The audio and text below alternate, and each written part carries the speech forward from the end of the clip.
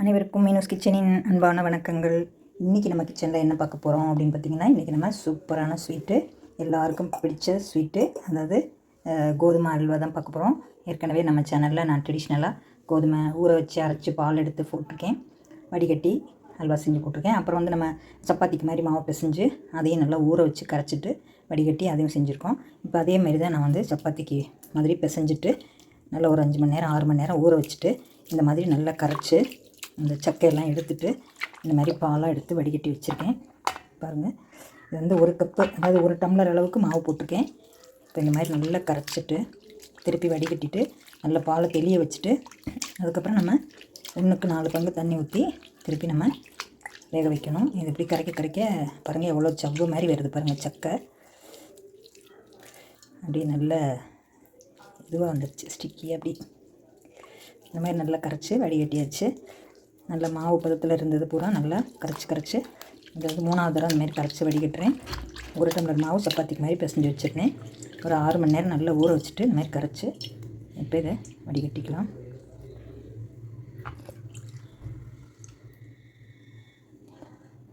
பாருங்கள், திருப்பி அந்த மாவு மாதிரி உள்ளதெல்லாம் வருது பாருங்கள், அந்த கோதுமையோட சக்கை. இது நமக்கு தேவையில்லை, இதை தூக்கி போட்டுடலாம். இது கொஞ்சம் நேரம் நல்லா தெளியட்டும். தெளிஞ்சதுக்கப்புறம் நம்ம வந்து இன்னொரு தரம் வடிகட்டணும். பாருங்கள், அடியில் பூரா மறுபடியும் போய் உரையுது. இன்னொரு தரம் வடிகட்டிட்டு நம்ம அதுக்கப்புறம் தண்ணி சேர்த்து கிளற போகிறோம். இன்னொரு தரம் நல்லா வடிகட்டிக்கலாம். இப்போ நம்மளோட கோதுமை பால் வந்து எடுத்தாச்சு. இதை நல்லா தெளிய விட்டுருவோம். தெளிஞ்சதுக்கப்புறம் அந்த தண்ணி தெளிஞ்ச தண்ணியை வடிகட்டி எடுத்துக்கலாம். இப்போ இந்த மாதிரி சக்கை பாருங்கள், இந்த மாதிரி இருக்குது. அது நமக்கு தேவையில்லை. இப்போ வந்து இந்த தண்ணி தெளிஞ்சதுக்கப்புறம் அதை எடுத்து ஊற்றிட்டு நம்ம வேறு தண்ணி சேர்த்து நம்ம வந்து அல்வா கிளற ஆரம்பிக்கலாம். இதுக்கு வந்து நீங்கள் வெல்லம் இல்லை நாட்டு சக்கரை இல்லை கருப்பட்டி இல்லை சுகர், ஒயிட் சுகர் எது வேணாலும் சேர்த்துக்கலாம். நான் இன்றைக்கி ஒயிட் சுகர் தான் சேர்க்க போகிறேன். இப்போ கரைச்சி வச்ச பால் வந்து நல்லா வடிகட்டிட்டு அந்த தண்ணியெல்லாம் இருத்து விட்டுட்டு பாருங்கள், அந்த கடைசியாக உறைஞ்சிருந்த மாவு வந்து 1 கப்பு இருந்துச்சு. அதுக்கு வந்து 3.5 கப்பு தண்ணி சேர்த்து 1.5 டம்ளர் சர்க்கரை சேர்த்து, அதாவது 300 ml சர்க்கரை சேர்த்து இப்போ கொஞ்சமாக கலர் பொடி சேர்த்து நம்மளோட சூப்பரான அல்வா கிளறிட்டுருக்கேன். பாருங்கள், கொஞ்சம் நெய் முதல்ல விட்டாச்சு, இப்போ 2வது ஒரு தடவை விட்டாச்சு. சூப்பரான நம்மளோட அல்வா அப்படி எடுத்து விட்டு அப்படி வலுவலுன்னு விழுந்துட்டுருக்கு பாருங்கள். சப்பாத்திக்கு பிசைஞ்ச மாவை நல்லா ஊற வச்சு அதை நல்லா கரைச்சி வடிகட்டிட்டு 5 மணி நேரம் நல்லா ஊற விட்டுறணும். ஊற விட்டு அதுக்கப்புறம் அதை கரைச்சி இந்த சவ்வு மாதிரி இருக்கிறத எடுத்துகிட்டு பாலை நல்லா உரைய வச்சு நல்லா உறைஞ்சதுக்கப்புறம் அந்த தண்ணியை கீழே இருத்து விட்டுட்டு அடியில் இருக்க பால் செட் ஆகிருக்கும். அந்த பாலை எடுத்து அது எவ்வளோ இருக்குன்னு 1 டம்ளரில் அளந்தால் கரெக்டாக 1.5 டம்ளர் இருந்துச்சு. அதுக்கு நான் 3.5 கப்பு புதுசாக வேறு தண்ணி சேர்த்துட்டு கொஞ்சம் நெய் விட்டு முந்திரியை வறுத்து கொஞ்சம் கலர் பவுடர் தான் போட்டிருக்கேன். இன்றைக்கி சுகர் வந்து கேரமலைஸ் பண்ணலை, கொஞ்சம் கேசரி கலர் கொஞ்சம் போட்டு. பாருங்கள், 1 கப் மாவுக்கு நமக்கு எவ்வளோ 1 கிலோவுக்கு மேலே அல்வா கிடைக்கும் போல். கடையில் வாங்கினா காசு கூட. பாருங்கள், நம்மளோட சூப்பரான அல்வா ரெடி ஆகிட்டுருக்கு. நல்லா வெந்து வந்துருச்சு. இப்போ நம்ம நெய் போட்டு இன்னும் கொஞ்சம் திக்காகிற வரைக்கும் நம்ம கிளறி இறக்கிக்கலாம். பாருங்கள் ஃப்ரெண்ட்ஸ், நம்மளோட சூப்பரான அல்வா வந்து நல்லா கெட்டியாகி நல்லா நெய்யெல்லாம் பிரிஞ்சு வந்துருச்சு. இந்த சைடு பூரா அப்படி கடாயில் விட்டாங்க, சூப்பராக வருது. பாருங்கள், நல்லா திக்காகிட்டு வந்துருச்சு. நல்லா தண்ணியாக இருந்துச்சு. பாருங்கள், நல்லா திக்காயிடுச்சு. நீங்கள் வந்து கரண்டியில் அப்படி வைக்கிறதுனா இந்த ஸ்டேஜில் இறக்கிக்கலாம். இல்லை பீஸ் போடணுன்னா இன்னும் கொஞ்சம் வறுத்து விடணும். இது என்னென்னு பார்த்தீங்கன்னா, அந்த நெய்யில் காய்ச்சின கருவேப்பிலை இருக்கும் இல்லையா, அதில் வந்து நெய் போடும்போது அதில் வந்துருச்சு. இப்போ இன்னும் 2 ஸ்பூன் நெய் சேர்த்தோம்னா இன்னும் கூட நல்லா சுழட்டி வரும். பாருங்கள் ஃப்ரெண்ட்ஸ், சூப்பராக நம்ம ஊற்றின நெய்யெல்லாம் வெளியில் கக்கி வந்துருச்சு. நான் வந்து 1/4 கப்பு நெய் சேர்த்தேன். 1/4 கப்பு எண்ணெய் ரீஃபண்ட் ஆயில் சேர்த்துருக்கேன்.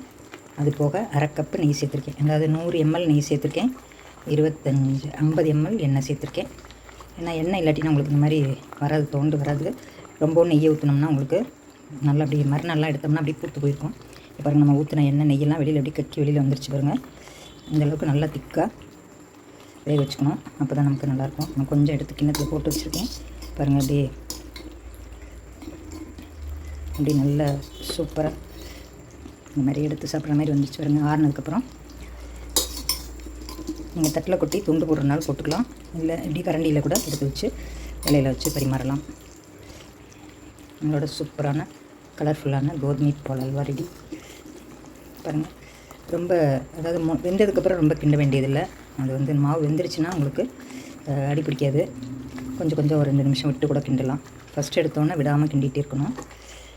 பாருங்கள், நம்மளோட சூப்பரான அல்வா எண்ணெய் நெய்யெல்லாம் கக்கி வெளியில் வந்துருச்சு. இது அப்படியே நம்ம ஒரு பாத்திரத்தில் தான் ஊற்றி வைக்க போகிறோம். ஊற்றினோம்னா நமக்கு வந்து அந்த நெய்யெல்லாம் மேலே தெளிஞ்சு நிற்கும். அப்போ வந்து நம்ம அதை வந்து எடுத்துடலாம். நல்லா ஆறுனதுக்கப்புறம் ரொம்ப சூப்பராக இருக்கும்.